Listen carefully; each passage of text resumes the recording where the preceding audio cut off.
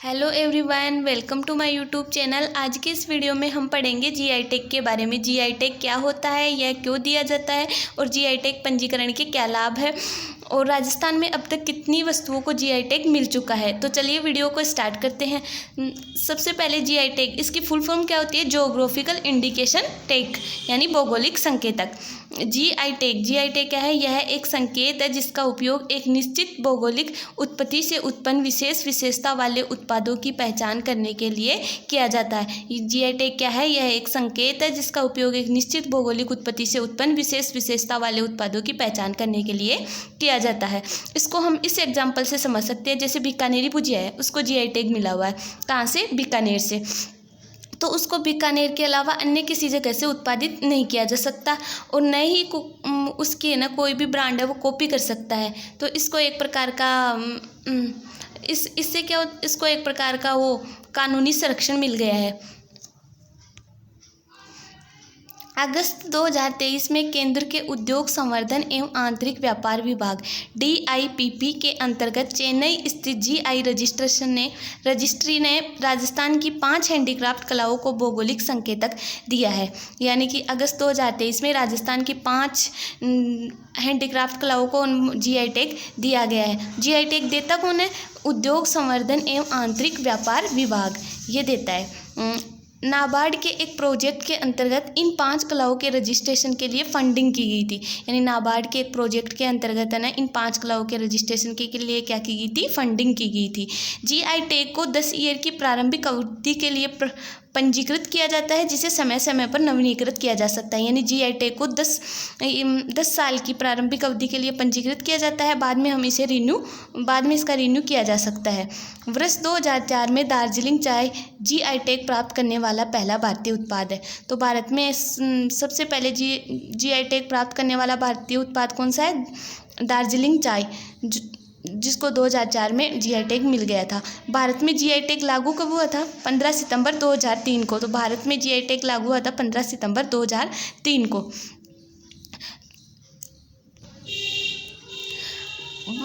तमिलनाडु सबसे अधिक यानी 58 जीआई टैग वाले उत्पादों वाला राज्य बन गया है। तो तमिलनाडु है वो सबसे अधिक, यानी 58 उत्पादों को इसको क्या जीआई टैग मिला हुआ है। जबकि यूपी है वो 51 जीआई टैग उत्पादों के साथ दूसरे स्थान पर है। तो फर्स्ट पे है तमिलनाडु और सेकंड पे है यूपी। उसके बाद कर्नाटक 48 और केरल 36 और महाराष्ट्र 34 है। यानी कि फर्स्ट रैंक पे है तमिलनाडु जिसके 58 उत्पादों को जीआई टैग मिला हुआ है। सेकंड पे है ये यूपी जिसके 51 को उत्पादों को जीआई टैग मिला हुआ है। थर्ड पे है कर्नाटका जिसके 48 उत्पादों को जीआई टैग मिला हुआ है। इसी प्रकार केरल और महाराष्ट्र, केरल के 36 और महाराष्ट्र के 34 है।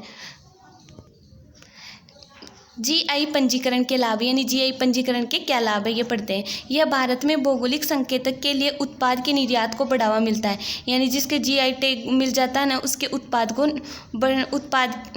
के निर्यात को बढ़ावा मिलता है। सेकंड है स्थानीय उत्पादों को संरक्षण एवं बढ़ावा देता है अंतर्राष्ट्रीय स्तर पर। यानी कि स्थानीय उत्पादों को संरक्षण मिलता है एवं इसको अंतर्राष्ट्रीय स्तर पर बढ़ावा मिलता है। साथ में पर्यटन को बढ़ावा मिलता है, छोटे उद्योगों को बढ़ावा देता है। छोटे उद्योगों को बढ़ावा मिलेगा तो किसानों को भी लाभ पहुंचेगा। नेक्स्ट है जीआई टैग द्वारा उत्पादों के अनाधिकृत प्रयोग पर अंकुश लगाया जा सकता है। यानी जीआई टैग द्वारा उत्पादों के अनाधिकृत प्रयोग पर अंकुश लगाया जा सकता है। यानी नकली प्रोडक्ट है वो मार्केट में नहीं लाया जा सकता। नेक्स्ट है जीआई टैग का विनिमय। जीआई टैग का विनिमय यानी अंतर्राष्ट्रीय स्तर पर विश्व व्यापार संगठन WTO के बौद्धिक संपदा अधिकारों, व्यापार संबंधी पहलुओं पर ट्रिप्स समझौते के तहत किया गया था। यानी अंतर्राष्ट्रीय स्तर पर विश्व व्यापार संगठन है WTO, वो जीआई टैग का विनिमय बौद्धिक संपदा अधिकारों के ट्रिप्स समझौते के तहत किया गया था। जबकि राष्ट्रीय स्तर पर वस्तुओं का जीआई पंजीकरण और संरक्षण अधिनियम 1999 के तहत किया गया था। यानी अंतर्राष्ट्रीय स्तर पर तो WTO बौद्धिक संपदा के अधिकारों पर ट्रिप्स समझौते के तहत और राष्ट्रीय स्तर पर वस्तुओं का जीआई पंजीकरण और संरक्षण अधिनियम लाया गया था 1999, उसी के तहत किया गया था। राजस्थान के अब तक कुल 21 उत्पादों को जीआई टैग मिल चुका है। यानी राजस्थान के अब तक कितने उत्पादों को जीआई टैग मिल चुका है? 21 उत्पादों को जीआई टैग मिल चुका है। उसमें सबसे फर्स्ट है बगरू प्रिंट। ये कहाँ की है? जयपुर की। बगरू प्रिंट कहाँ की है? जयपुर की, और प्रसिद्ध है और 2011 में इसे जीआई टैग दिया गया था। यानी बगरू प्रिंट को 2011 में जीआई टैग दिया गया था। ये जयपुर की फेमस है और इसमें लाल व काले रंग का प्रयोग किया जाता है। बगरू प्रिंट में क्या किया जाता है? लाल व काले रंग का प्रयोग किया जाता है और बेल बूटों की छपाई हेतु यह प्रिंट प्रसिद्ध है। राम किशोर छिप्पा को 2009 में पद्मश्री दिया गया था। यानी राम किशोर छिप्पा है वो बगरू प्रिंट के प्रसिद्ध बगरू प्रिंट के लिए जाने जाते हैं और इनको 2009 में पद्मश्री दिया गया था। सेकंड है बीकानेरी भुजिया है, इनको जीआई टैग मिला है बीकानेर से और 2010 में इसको जीआई टैग प्राप्त हुआ है। 1877 में महाराजा श्री डूंगर सिंह के शासनकाल के दौरान भुजिया का पहला बैच बीकानेर की रियासत में बनाया गया था। यानी कि 2010 में इसको जीआई टैग प्राप्त हुआ और 1877 में महाराजा श्री डूंगर सिंह के शासनकाल में भुजिया का पहला बैच है वो बीकानेर रियासत में बनाया गया था। थर्ड है ब्लू पोट्री कहाँ की है? जयपुर की फेमस है। 2008 में इसको जीआई टैग प्राप्त हुआ था। इसमें चीनी मिट्टी के बर्तनों पर क्या की जाती है? चित्रकारी की जाती है। यानी ब्लू पोट्री में चीनी मिट्टी के बर्तनों पर चित्रकारी की जाती है।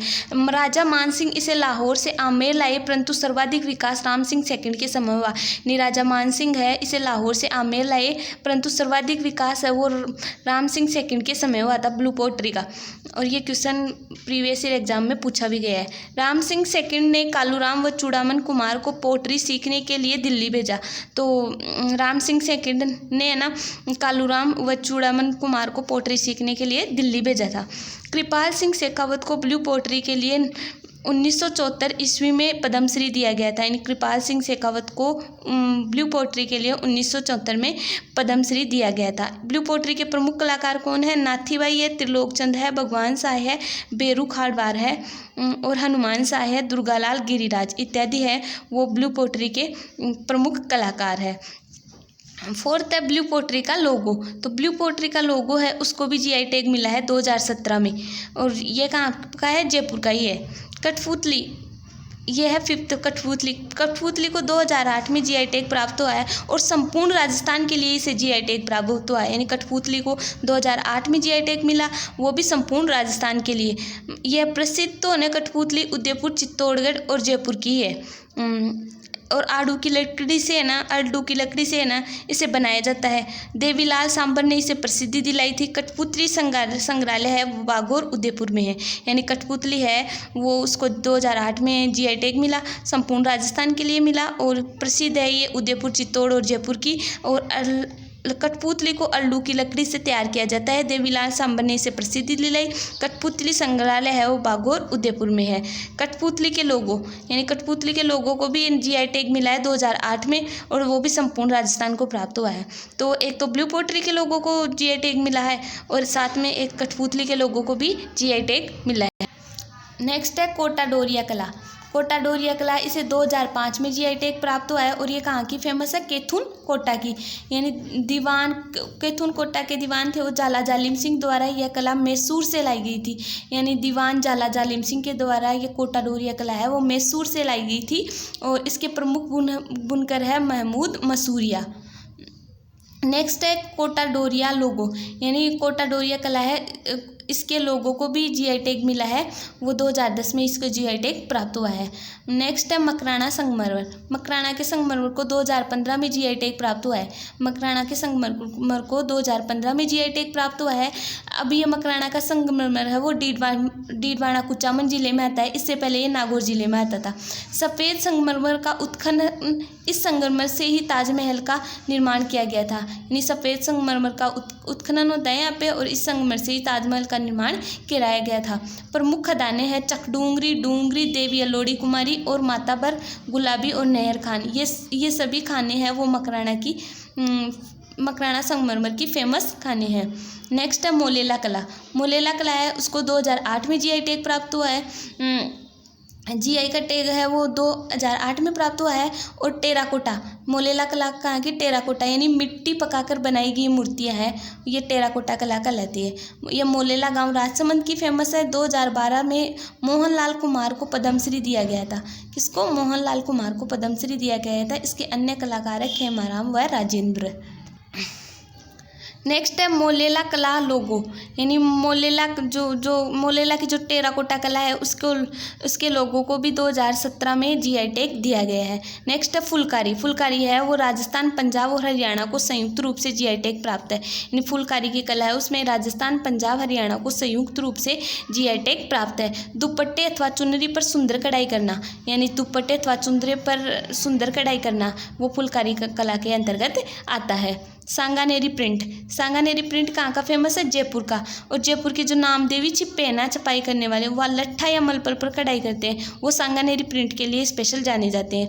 लाल व इसमें काले रंग की छपाई होती है, लाल व काले रंग की इसमें छपाई होती है। 2010 में इसे जीआई टैग प्राप्त हुआ है। मुन्ना लाल गोयल ने इसे प्रसिद्धि दिलाई है, यानी मुन्ना लाल गोयल है उन्होंने सांगानेरी प्रिंट को प्रसिद्धि दिलाई है। जयसिंह के समय जयपुर में सर्वाधिक विकास हुआ, तो इसका जो सांगानेरी प्रिंट है इसका सर्वाधिक विकास कब हुआ? जयसिंह के समय। नेक्स्ट है थेवा कला। थेवा कला कहाँ की फेमस है? प्रतापगढ़ की। 2014 में जीआई टैग प्राप्त हुआ, यानी थेवा कला को 2014 में जीआई टैग दिया गया। रंगीन बेल्जियम कांच पर सोने का काम। थेवा कला होती क्या है? यानी रंगीन बेल्जियम कांच के गिलास पर क्या है? सोने का काम किया जाता है। सावंत सिंह के समय कला प्रारंभ हुई थी और 2015 में महेश सोनी को पद्मश्री दिया गया था इस कला के लिए। अन्य कलाकार है थेवा कला के, वो है गिरीश कुमार, नाथूजी सोनी, राम प्रसाद सोनी, राम विलास सोनी, जगदीश सोनी इत्यादि। ये पूछे जाते हैं एग्जाम के अंदर, जैसे थेवा कला के हुए।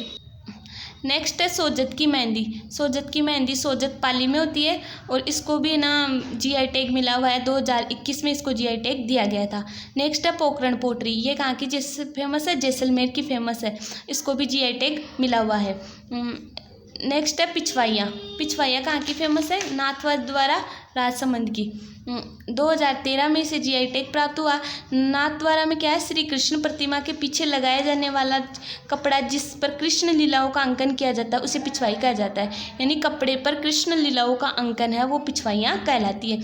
तो पिछवाई कला के प्रसिद्ध कलाकार कौन है? घनश्याम है, लच्छीराम है, कैलाश शर्मा है, नरोत्तम शर्मा है और विठल शर्मा है।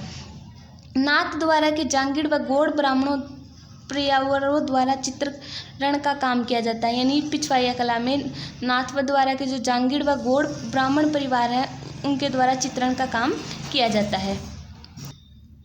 नेक्स्ट है जोधपुरी बंदेज। जोधपुरी बंदेज को 2023 में जीआई टैग प्राप्त हुआ है।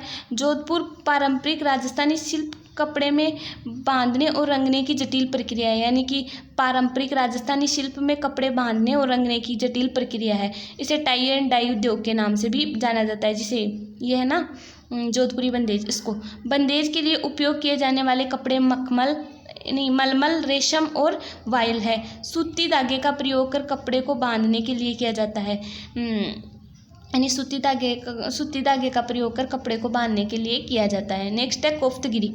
कोफ्तगिरी कहाँ की फेमस है? उदयपुर की और 2023 में इसे जीआई टैग प्राप्त हुआ है।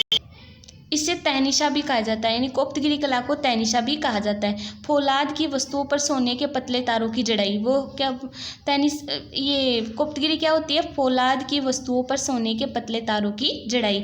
इसके कारीगर है वो सीगलीकार या तलवार साज कहलाते हैं, यानी इसके कारीगर है वो सीगलीकार या तलवार साज कहलाते हैं। तलवार, कटार और हुक्के के हत्थे पर यह कला की जाती है। यह कला किस पे की जाती है? यानी तलवार, कटार और हुक्के का जो हत्था होता है ना उस पर यह कला की जाती है।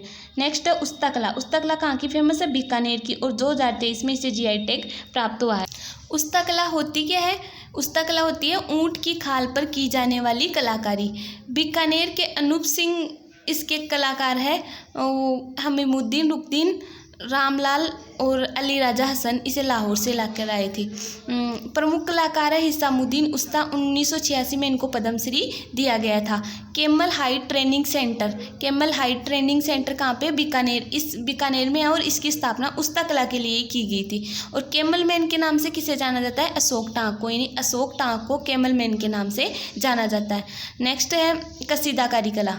कसीदाकारी ये कहाँ की फेमस है? बीकानेर की। 2023 में इसे जीआई टैग प्राप्त हुआ है।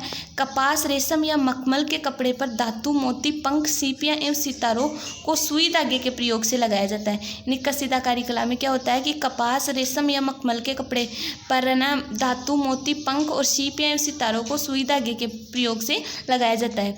बीकानेरी कसीदाकारी शिल्प के लिए कपड़ों की बुनाई मुख्य रूप से मेघवाल समुदाय द्वारा की जाती है। यानी ये कसीदाकारी है वो मुख्य रूप से कौन से समुदाय द्वारा की जाती है? मेघवाल समुदाय द्वारा की जाती थी। तो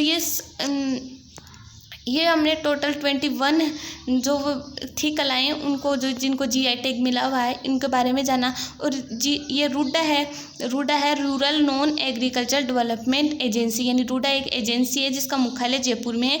इसकी स्थापना 1995 में हुई थी। यह ग्रामीण क्षेत्रों में गैर कृषि आधारित उद्योगों को बढ़ावा देती है। यानी कि ये जो ग्रामीण क्षेत्रों में गैर कृषि आधारित उद्योगों को बढ़ावा देती है। यानी यह एक संस्था है जो जीआई टैग दिलाने में ना सहायता करती है, अर्थात जीआई टैग के लिए काम करती है। आई होप आपको ये वीडियो अच्छा लगा होगा। वीडियो अच्छा लगा हो तो वीडियो को लाइक करें, शेयर करें, कमेंट करें व चैनल को सब्सक्राइब करना बिल्कुल भी न भूलें। Thank you so much.